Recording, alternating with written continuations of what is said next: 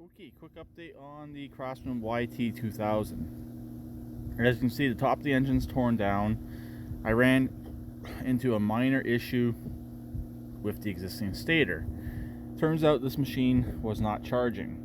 So here is one of the issues right here. As you can see, this is a plug with a diode. This was on the end of right here, this red wire right here. So this was all wired in. So I figured I could try and add in a new diode, which I did, but it kept on getting hot. Then I tried adding in the diode coming off of this line right here, which I believe this is actually AC voltage coming off, and this converts it into DC voltage. I couldn't get nothing.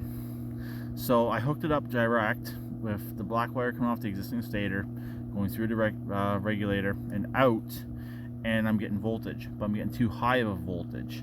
On full idle, I actually popped the headlight bulbs. Also, talking about the headlights, the headlight circuit wasn't even hooked up. This is pretty well how it was. This little black wire is from the headlights.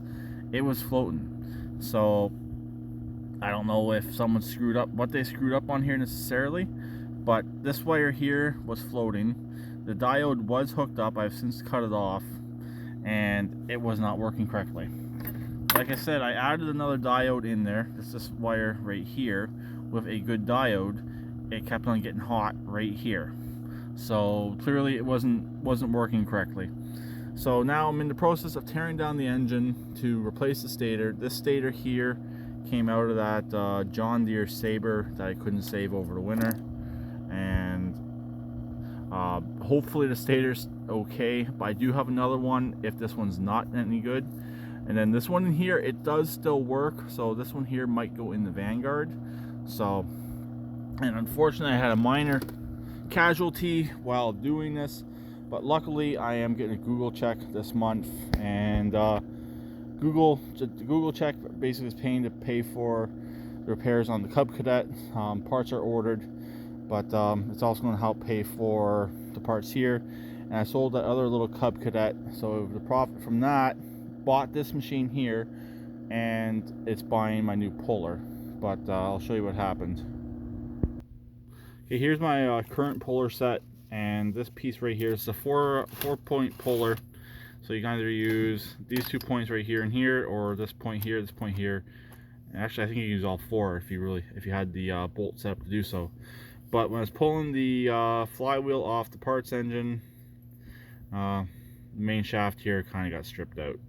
It kind of works if you can get up into these threads here, but you really have to be in pretty deep to be able to get to these threads. I don't really want to cut this down just to get a flywheel off, so I bit the bullet and I bought a new set. Also, some of this hardware here is starting to get worn out.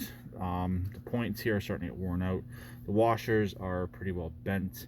So I went on Amazon. I found one. It's going to be here Thursday or Friday. So by the weekend, I should be able to get back on this machine and get it done. If I don't end up keeping it for a little while, I do have a buyer for it. So everything should work out in that aspect when it comes to this machine. So let's go back over to the tractor. So anyways, now it's basically going to sit here, and I did try the Taro method of getting the flywheel off, but I don't like doing that method, putting the pressure up underneath the flywheel. On a junk engine, sure, if you're trying to get a good stator off of it, but not necessarily on a good engine. Use a puller. Don't do what Taro does when you're doing stuff like this. But anyways, here's a quick update on this machine. It's running perfectly fine now, but just gotta get this issue fixed. I can put the coil back on and it will actually start up and run, but I'm gonna wait and get the puller, get this flywheel off, get the replacement stator in there. Hopefully that solves all the problems, and this thing will be back up and running and charging, and the actual headlights will work, because I don't think that wire was even hooked up. Because like I said, this is the wire right here that went to the headlights, and if you ran the headlights, like I said, it was putting too much voltage into the headlights, and I popped the bulbs. So that's definitely not good. So I'll talk to them later. Please get redneck like always, and please share comment.